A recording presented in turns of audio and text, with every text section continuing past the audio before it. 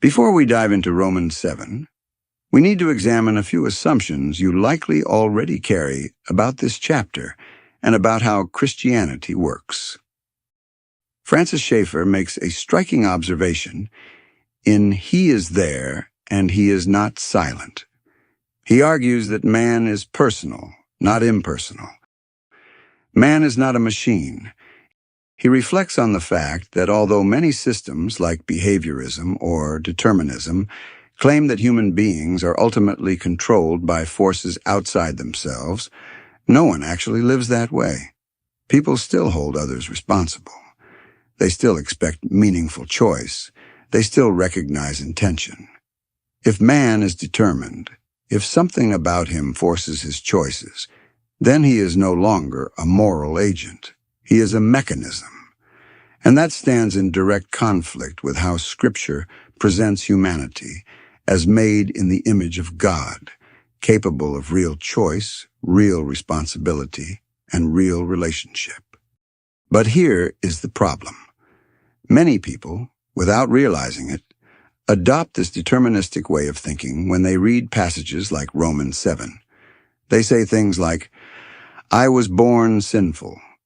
I have a sin nature I cannot control. I am still a slave to sin, even after Christ. What has happened here is not careful reading, but a category confusion. We have taken two different areas of thought and blended them together. On one side, you have metaphysics. Metaphysics deals with what something is. It concerns existence, structure, and capacity. It asks questions like, what is a human being? What can a body do or not do? What are the limits built into a person? On the other side, you have morality and choice. This deals with what a person ought to do, what they value, what they choose, and how they act with intention. These are not the same category. Genesis 1 verse 1 gives us a simple starting point.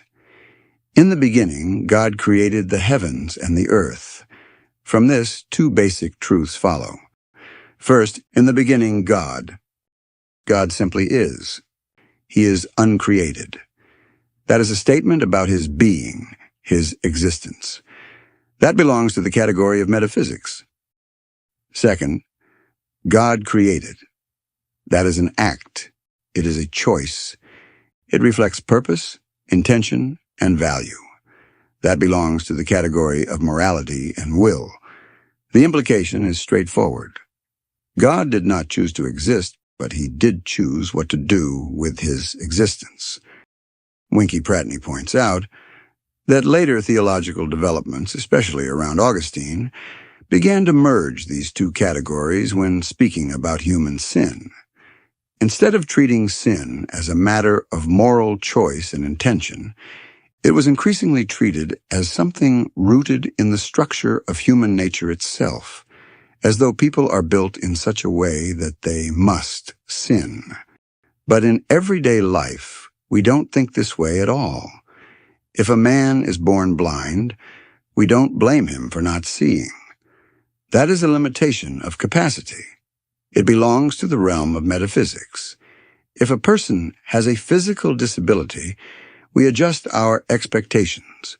We recognize that certain actions are beyond their ability. But if that same person lies, steals, or intentionally harms someone, we don't excuse it on the basis of their physical condition. Why? Because those actions belong to a different category. They are moral choices, not physical limitations.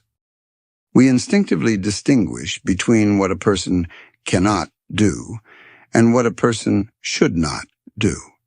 We do this constantly. We judge intention. We recognize malice versus accident.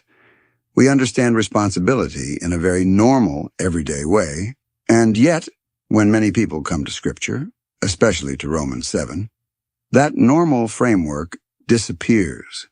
Suddenly, sin is no longer treated as something a person does, but as something that acts on them. It becomes a kind of internal force, a substance, or a built-in mechanism that causes behavior. And once that move is made, the conclusion follows. If this is part of what I am, then I cannot change it. I can only wait to be changed. That is the confusion. It takes moral language and turns it into metaphysical language. It takes descriptions of conflict and treats them as explanations of control. If we don't separate those categories clearly at the beginning, Romans 7 will almost inevitably be misread. It will sound like Paul is describing a person controlled by an internal power they cannot resist, rather than a person caught in a conflict between what they recognize as right and what they are choosing under pressure. So before we even look at the text, we need to hold on to this distinction. Metaphysics answers the question, what am I capable of? Morality answers the question, what am I choosing and why? Romans 7 operates in the second category. If we read it as the first, we will misunderstand it from the start.